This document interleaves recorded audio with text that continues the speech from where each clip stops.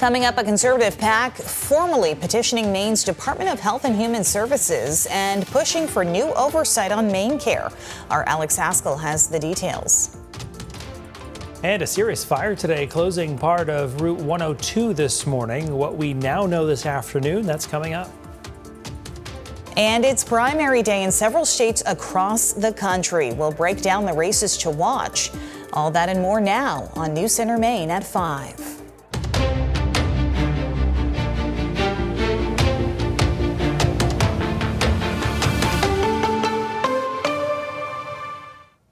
And welcome to News Center Maine at 5. Today, I'm Brian Yukono. And I'm Amanda Hill. Ryan Breton joins us with our first look at the forecast. Kind of a cloudy day out there, Ryan. Yeah, but despite the clouds, Amanda and Brian, pretty warm. It's not all that bad. 71 degrees right now. This is looking out over the Belgrade Lakes. And we do have a fair amount of clouds, but some brightening between them. That's been the way it's been much of the day today. There is some rain down around the north shore of Massachusetts.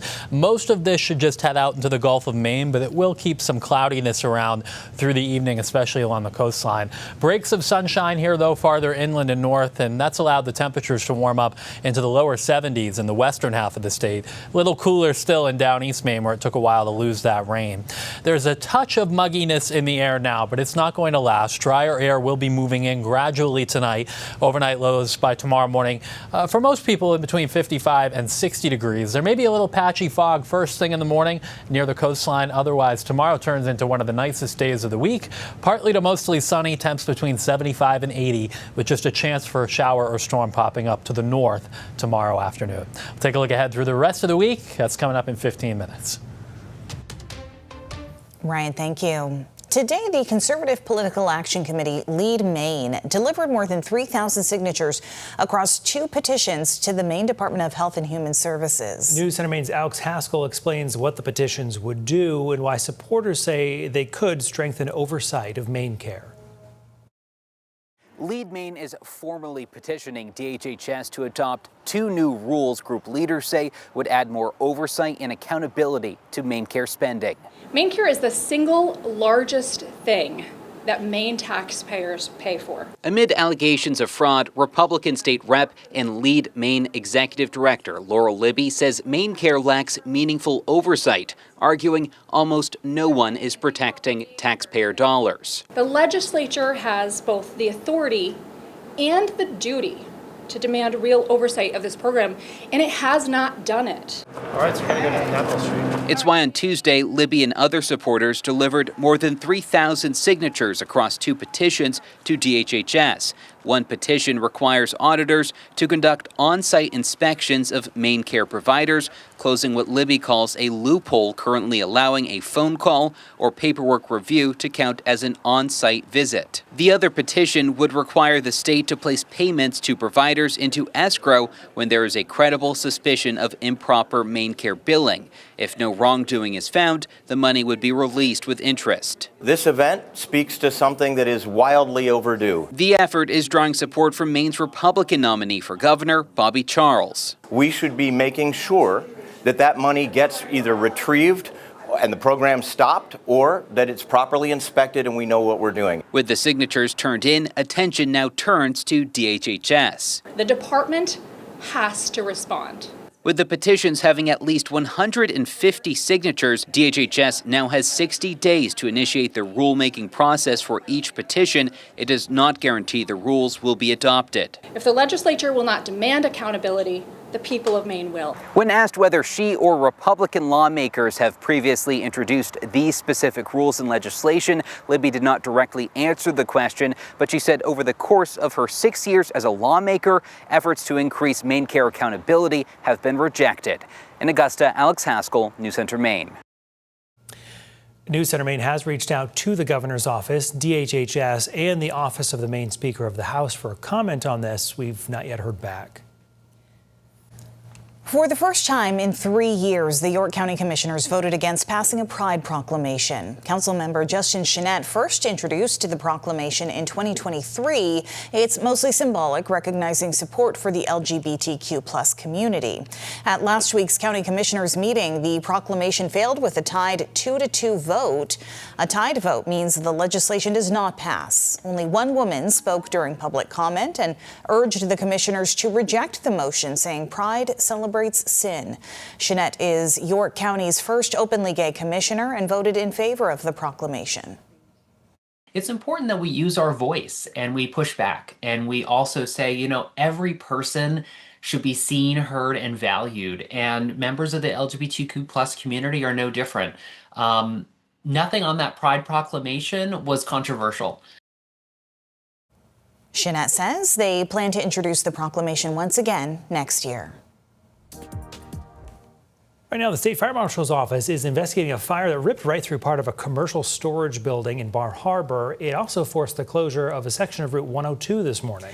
Bar Harbor Fire Chief Matt Bartlett says crews were called to the building on West Eden Street around 10:30 this morning, where they encountered heavy smoke. The building's owner says the facility is used to store low-speed electric vehicles during the winter, including one that was inside when the fire broke out. Crews from about 8 different departments responded to the scene. Chief Bartlett says the fire was brought under control around noontime. No injuries were reported. When we got here, we had heavy smoke and fire showing out of the front of the building and on the B side as well. So we had fire showing on 2 separate sides. We did make entry into the building and tried to knock down as much fire as we could.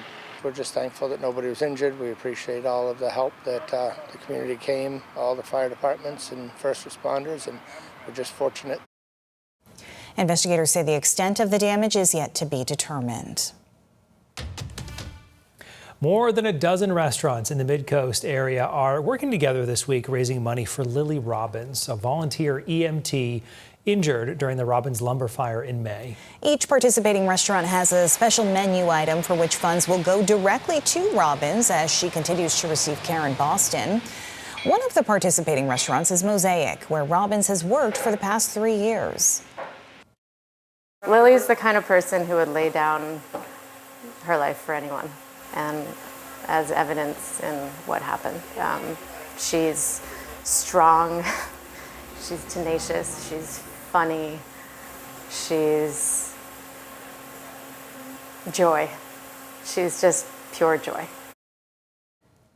Mosaic's owner has set up a GoFundMe page for Robbins. She also plans to hold a silent auction in August with proceeds going to Robbins' recovery. The man accused of a nearly 40-year-old killing will remain in jail now while the case moves through the court system. A judge today denied bail to Stephen Bouchard. He's charged with killing Alice Hawks at the apartment they shared in Westbrook back in 1987. Bouchard's lawyer had filed 2 motions related to his incarceration. He'd been held without bail since his arrest back in May. Today, the judge said no bail would be issued due to the murder charge. The defense had also asked the judge to recuse herself because she'd worked in the Attorney General's office and may have had access to information regarding the case. She said she had never touched the case and denied the request for recusal. The trial is now slated to begin in August of next year. A Massachusetts man arrested and accused now of secretly recording under a girl's skirt during a concert. David Bynick has the story. On stage at the Xfinity Center last Friday night were the 90s rock band The Black Crowes, and in the audience were a mother and her 2 teenage daughters. They were walking to their seats from near the bathrooms by the entrance when one of the daughters noticed a man holding a cell phone beneath her sister's skirt. There was a report that this defendant before you was upskirting an individual who was later learned to be only 13 years old, Your Honor. 27-year-old Brandon Cora from Middleborough was detained by security and later arrested by police. Officers say Cora told them he has Asperger's syndrome, that he has, quote, problems with sexual attraction, and that he's done this before. The defendant makes numerous admissions, noting that he had done it earlier in the day but was not caught. Also, when asked if this is something that he does regularly, he said somewhat yeah. Cora's lawyer noted he has no criminal record, that he's married and undergoing therapy. The judge ordered Cora to remain under house arrest with GPS monitoring while waiting for trial.